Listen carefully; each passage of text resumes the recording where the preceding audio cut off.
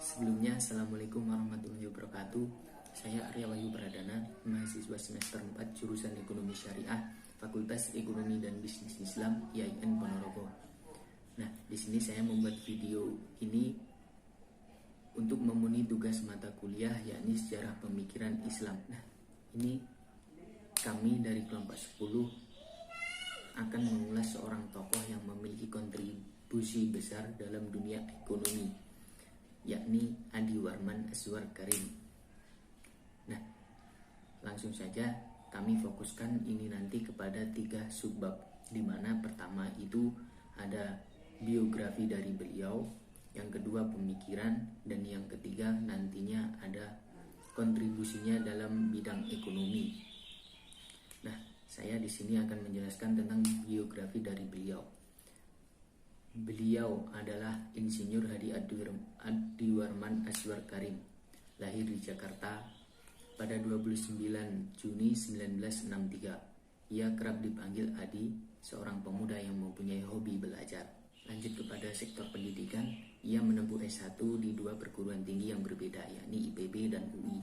Gelar IR atau Insinyur dia peroleh pada tahun 1986 dari IPB. Lalu pada tahun 1988, Adi berhasil menyelesaikan studinya di Europa University, Belgia, dan memperoleh gelar MBA. Setelah itu, ia menyelesaikan studinya di UI yang sempat terbengkalai dan mendapat gelar Sarjana Ekonomi pada tahun 1989. Nah, 3 tahun berikutnya, atau tepatnya pada 1992, Adi Warman juga berhasil meraih gelar S2-nya yang kedua di Boston University, Amerika Serikat, dengan gelar MAIP.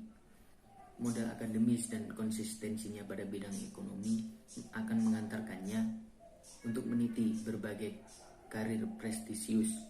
Pada tahun 1992, Adi Warman masuk menjadi salah satu pegawai bank muamalat di Indonesia. Karir Adi di BMI atau Bank Muamalat Indonesia ini terbilang cemerlang, di mana karir awalnya itu sebagai staf lead bank. 6 tahun kemudian ia dipercaya untuk memimpin BMI atau Badan Muamalat Indonesia cabang Jawa Barat. Jabatan terakhir beliau di Pionir Bank Syariah tersebut adalah Wakil Presiden Direktur. Jabatan tersebut dipegangnya sampai tahun 2000. Di mana setelah melepas jabatannya di BMI pada tahun 2001 dengan modal 40 juta dari usaha sebelumnya di BMI, ia memutuskan untuk mendirikan perusahaan konsultasi yang diberi nama Karim Business Consulting, di mana semula banyak pihak termasuk yang bergabung di perusahaannya awalnya memandang pesimis prospek perusahaan yang dipimpinnya. Hal ini bisa dimaklumi sebab ketika itu bank syariah di Indonesia hanyalah BMI saja. Tetapi seiring perkembangan ekonomi Islam dan perkembangan bank syariah di Indonesia, saat ini perusahaan yang dipimpinnya telah menjadi rujukan dari berbagai masalah tentang ekonomi dan perbankan syariah.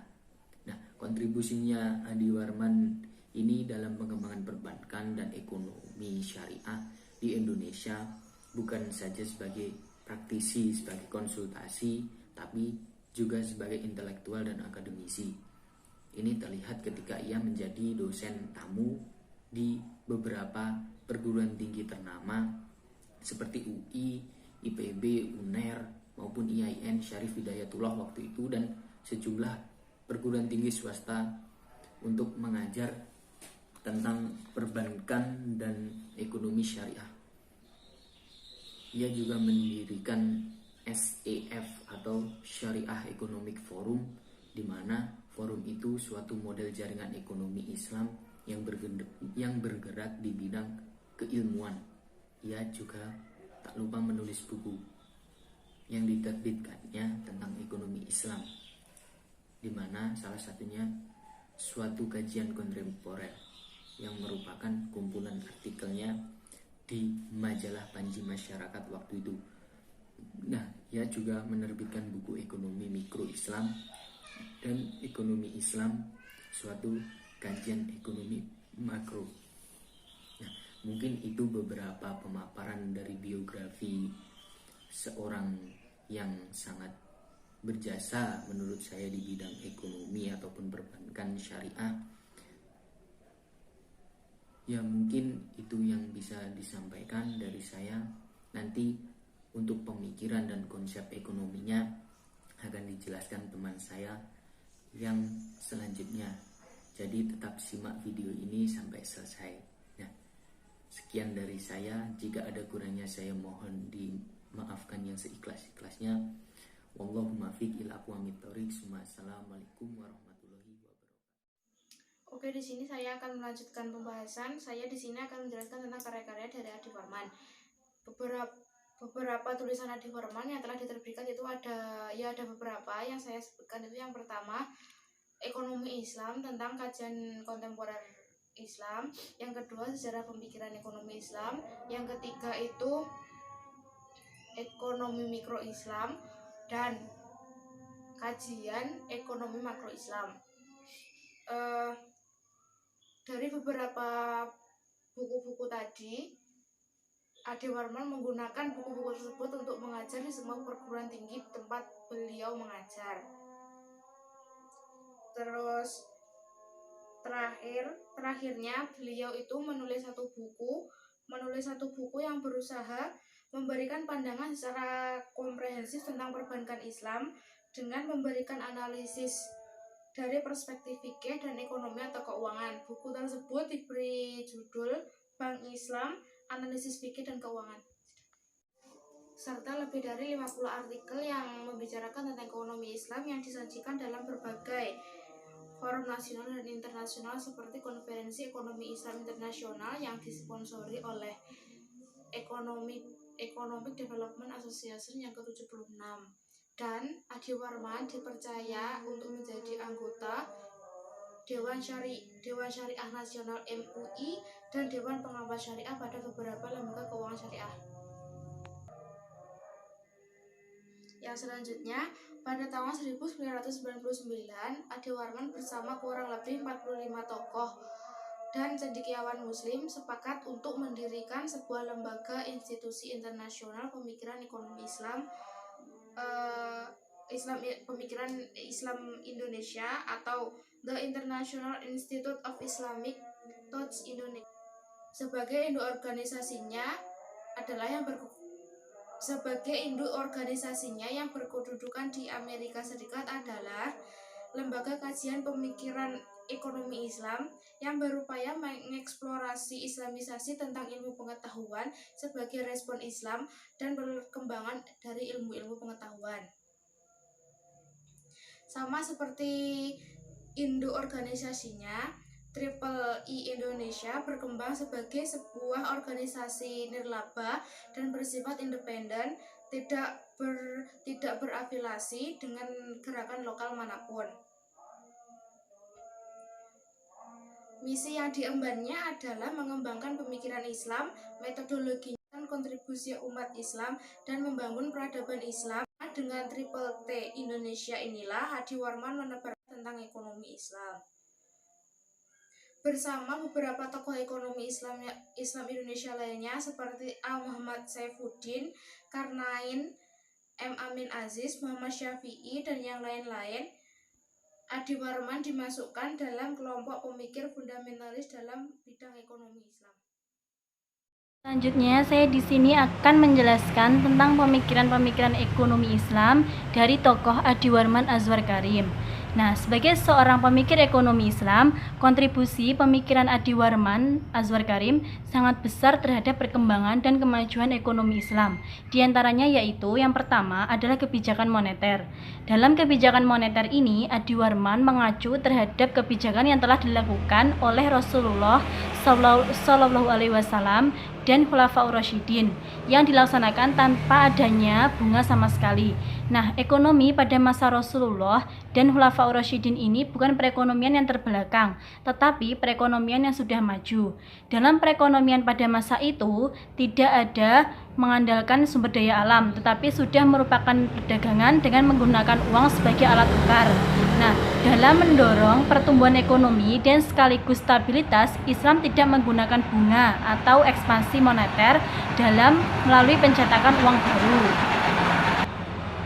Yang hanya perlu dilakukan adalah mempercepat perputaran uang. Nah, selanjutnya yang kedua, pemikiran Adi Warman Azwar Karim adalah menciptakan persaingan monopoli yang sehat. Dalam ekonomi Islam, siapapun boleh berbisnis dan sah-sah saja melakukan monopoli asalkan tidak melakukan ihtikar atau monopolis rent. Monopolis rent itu adalah mengambil keuntungan di atas keuntungan normal yang menjual sedikit barang dengan harga yang tinggi. Nah, hal ini berbeda dengan teori ekonomi konvensional yang memperbolehkan monopolis rent. Nah, dalam Islam, Islam menghargai sekaligus melindungi hak orang lain tanpa adanya campur tangan pemerintah dalam melindungi hak penjual dan pembeli untuk menentukan harga. Lalu yang ketiga, pemikiran ekonomi dari Adi Warman Azwar Karim adalah kontrol devisa dan ekonomi Islam. Dalam dunia Islam, devisa sudah dilakukan sejak zaman Rasulullah dan Khulafaur Rasyidin dengan menetapkan sistem devisa bebas dengan kurs dinar tetap yaitu 10 dirham. Tetapi inflasi belum terkontrol. Dengan sistem bebas ini, penawaran devisa menjadi elastisitas dan pada pasar gelap tidak akan terjadi. Inflasi tidak terjadi karena sumber utamanya yaitu ekspansi moneter tidak dilakukan. Inflasi hanya terjadi karena ketersediaan barang pada saat paceklik atau peperangan. Lalu yang keempat adalah uang. Uang adalah alat tukar yang telah digunakan secara luas dan sudah lama. Sebelum ilmuwan barat membicarakan tentang uang, sebenarnya sudah jauh ulama-ulama Islam membicarakan tentang uang, seperti contohnya Al-Ghazali, Ibnu Taimiyah, Ibnu Khaldun, dan lain-lain.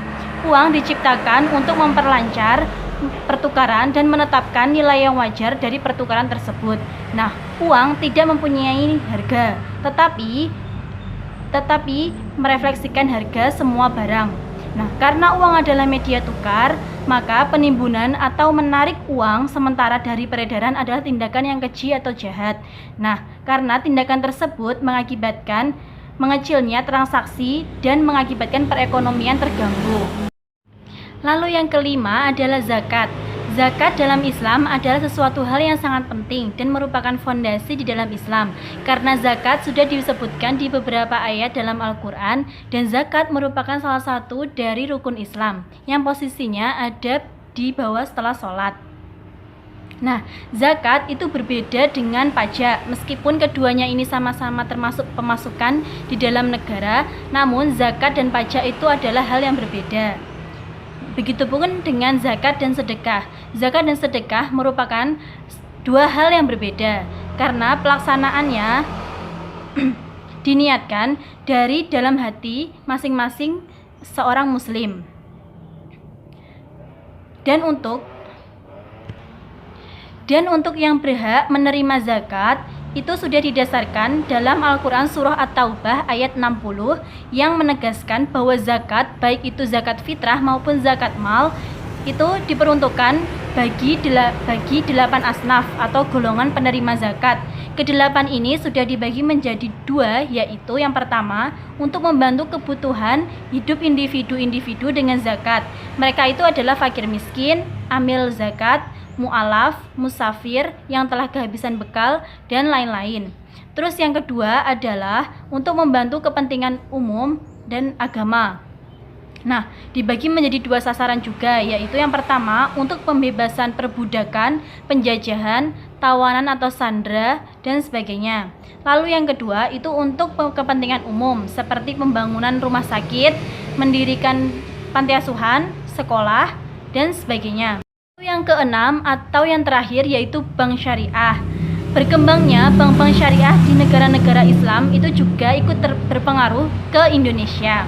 Nah, pada awal tahun 1980-an diskusi tentang bank-bank syariah sebagai pilar ekonomi Islam mulai dilakukan. Sampai pada akhirnya pada tahun 1992 bank syariah pertama kali didirikan, yaitu Bank Muamalah Indonesia atau BMI. Nah, bank syariah itu memiliki prinsip utama yaitu larangan riba, terus memberikan zakat, lalu melakukan kegiatan usaha dan perdagangan berdasarkan perolehan keuntungan yang sah, yaitu jadi pada intinya bank syariah itu menjauhi larangan Allah dan selalu menjalankan syariat-syariat berdasarkan yang telah ditentukan oleh Al-Quran. Nah, terus sedangkan untuk operasional syariah sendiri itu dijalankan dengan menggunakan prinsip-prinsip sebagai berikut. Yang pertama itu prinsip bagi hasil. Prinsip bagi hasil ini dapat dilakukan melalui akad musyarakah dan mudharabah. Lalu yang kedua itu prinsip jual beli. Terus yang ketiga itu prinsip sewa dan sewa beli. Yang keempat adalah prinsip qard atau pinjaman. Dan yang terakhir itu adalah prinsip wadiah atau titipan.